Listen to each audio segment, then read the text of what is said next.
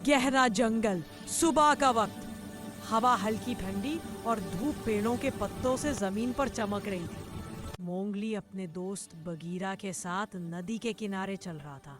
Bagheera ने धीमी आवाज में कहा, मोंगली, जंगल में कुछ अजीब हो रहा है।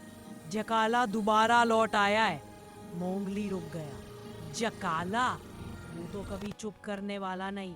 अब क्या चाहता है? नदी के उस पार घना धुआं उठा। भेड़िए भागते हुए गुजरे। उनका सरदार बोला, जकाला ने शिकार का इलाका कब्जा कर लिया है। सब जानवर खौफ में है। मोंगली जिम्मेदारी महसूस करता है। बगीरा कहता है, जकाला इस दफा अकेला नहीं, उसके साथ 4 जंगली कुत्ते भी है। रात को आग के करीब बैठे हुए मोंगली सोचता है, ये मेरा जंगल है, जकाला किसी को तांग नहीं करेगा। भालू आता है और हंसी में कहता है, बेटा, लड़ाई हर मसले का हल नहीं, लेकिन अगर जरूरत पड़ी हम साथ हैं। मोंगली मुस्कुराता है। अगली सुबह मोंगली और बगीरा ने देखा कि दीर का झुंड फंस गया। पेड़ों के नीचे जलियां बिछी हुई थी। ये सब जकाला का जाल था।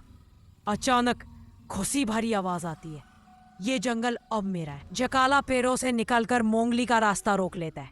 मोंगली ने जल्दी से मशाल उठाई।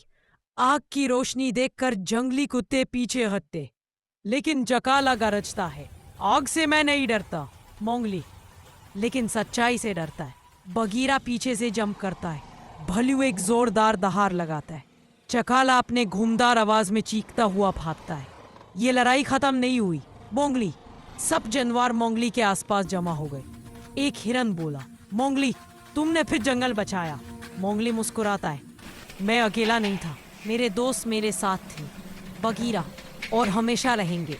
जंगल में अमन वापस आ गया।